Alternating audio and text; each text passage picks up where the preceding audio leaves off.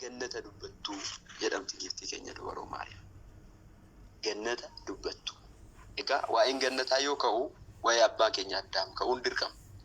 Dhala namaa uume gannata keessa jiraachise. Achi keessatti kan nyaatan, kan dhugan, hunduma kan guutu gannata keessa san jiraachise. Kiluma wangeela irratti barreeffame akkuma jiru seera uumamaa boqonnaa 3 guutummaa akka ilaalu gannata sanallee kan obaasan lageen arfan akka jiran.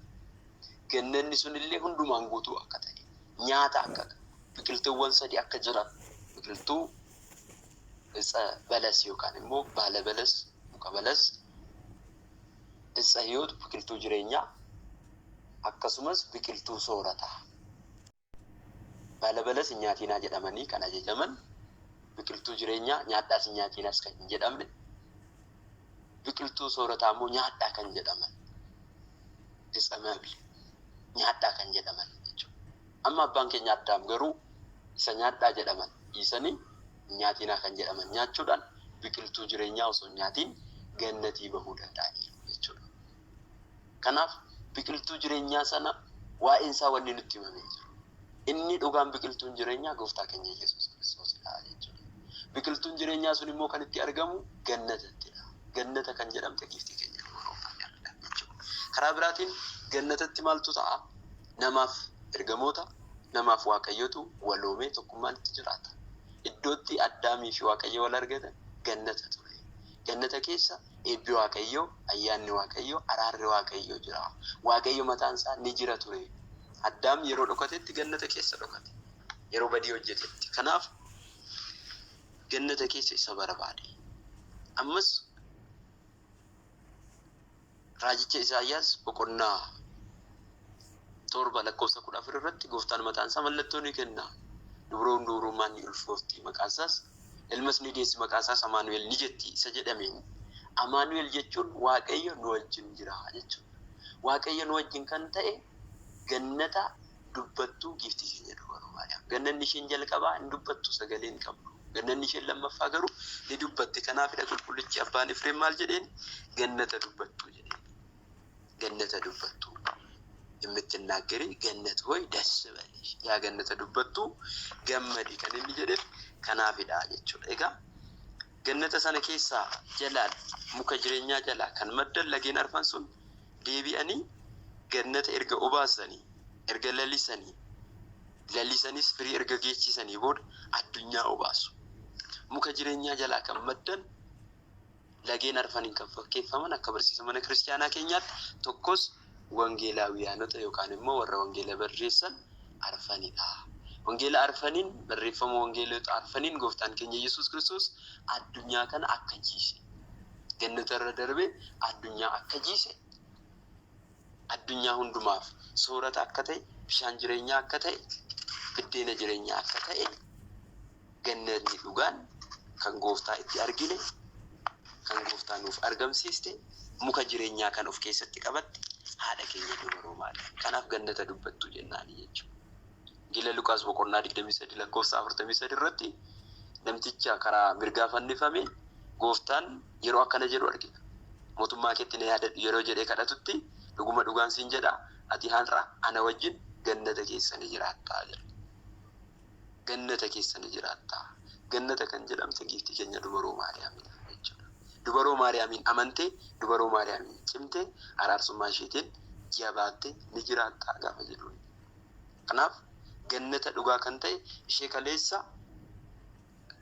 seefii kirubeeliin, seefii gaggaragaltuu kirubeeliif eeggamaa turte sana dhaabitumaan gannata osoo hin taane gannata dhugaa ishee giftii keenya dubaroo Maariyaam. Asirratti abbaan keenya Addaam gannata keessaa yeroo ba'etti gannata sana akka eeganiif ergamoota 2 seefii gaggalagalaa fi ergamaa kirubiin akka eegamu taasiseera. Dubaroo Maariyaamis gannanni dubbattuun gannanni isheen dhugaan cubbuun Addaam abaarsi Addaam akka ishee irra hin geenye hafuurri qulqulluun ishee eegeera. Maaliif isheen gannata dubbattuu waan taateef jechuudha. Cubbuun abaarsa akka ishee irra hin geenye dubrummaan cimtee akka jiraatu ishee eegeera waan ta'eef gannata dubbattuu jedhamti jechuudha. Mukti jireenyaa sun. Kanaaf giftiin keenya dubaroo Maariyaam gooftaan nu argamsiisuu isheetiin gannata dhugaa nyaanni jireenyaa kan ishee irraa argame ta'uusaa nu hubachiisa jechuudha.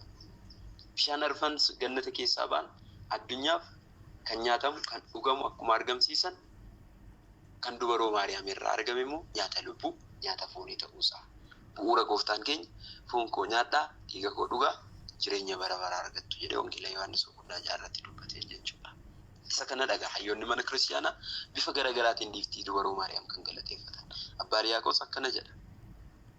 Yaa dubree kan nyaatamuu fi kan dhugamu kan nuuf argamsiisti gammadii galanni siif haa ta'u sirraa argannee jedhee kan dubbatuuf. Qulqullichi Atinaatiyoosis qiddaasee isaa irratti akkana jechuun giftii keenya qulqulleettii dubaroo Maariyaam yeroo galateeffatu argina. Gannata walakkaa kan jiran kan nuuf laatte firiin mukeenii gannata walakkaa jiran kan nuuf laatte tokko irraa yeroo dhumu kan biraa bakka bu'aa haala kanaan jiraata jechuudha. Isa tokko irraa yoo nyaatan inni biraa bakka bu'aa. Firiin jireenyaa giftii keenya irraa argamu garuu bakka bu'aa kan hin qabne galaa bara baraati jedha. Qalbeeffadha. Firiin mukaa gannata keessa jiran inni tokko irraa yoo dhume isa tokko irratti darbine isa tokko irraa yoo dhume isa tokko irraa darbine nyaachuu dandeenya soorachuu dandeenya. Firiin jireenyaa giftii keenya dubaroo Maariyaam irraa argame garuu gooftaan keenya Yesuus Kiristoos jechuudha. Nyaanni dhugaan bakka bu'aa kan hin qabne kan hin jijjiiramne hin dhumaa kan hin qabne galaa bara baraati. Kanaaf Maatiyos 1:26 lakkoofsa 2 irratti hodhaa nyaadhaa jedhee gooftaan kan dubbate isa kanadha jechuudha. Inni kun borsiniif kan dhangala'u dhiiga koo borsiniif kan muramu foon kooti hodhaa nyaadhaa dhugaa jedhee duuka bootaaf kan kenne. Egaa isa kana eessaadha gooftaan hodhaa nyaadhaa jedhee foon nuu kenne kana eessaa fudhate giftii keenya dubaroo Maariyaam irraa foon ishee irraa fuun lubbuu ishee irraa fudhatee hodhaa nyaadhaa jedhee nuuf kenne. Nyaata jireenyaa kan ta'e foonsaa jechuudha. Egaa nyaanni jireenyaa kun immoo biqiltuun jireenyaa akkuma wangeela irratti ani muka wayiniiti jirma wayiniiti isin immoo dameedha akkuma jedhe jirma wayiniiti gaafa jedhu waa'ee mukaa nutti odeessa miti. Dhaabitiidhuma waa'ee mukaa nutti maal miti. Muka jireenyaa nyaata jireenyaa kan ta'e gooftaa keenya Yesuus Kiristoos isuma mataa isaa ta'uusaa nummoo yoo isa sooranne damee isaa ta'uu akka dandeenyu yoo isa waliin hariiroo qabaanne tokkummaa qabaan isa waliin jiraachuu akka dandeenyu qofa gaafa nutti muraa jechuudha. Kanaaf muka jireenyaa kan argamsiisti gannata dubbattuu kan jedhamtu giftii keenya dubaroo Maariyaam jechuudha. Isa baranneen araarsummaa isheetti amannee foonsaa nyaannee dhiiga isaa dhugnee bara baraan akka jiraannu Waaqayyo nu gargaaru galanni Waaqayyoof haa ta'u.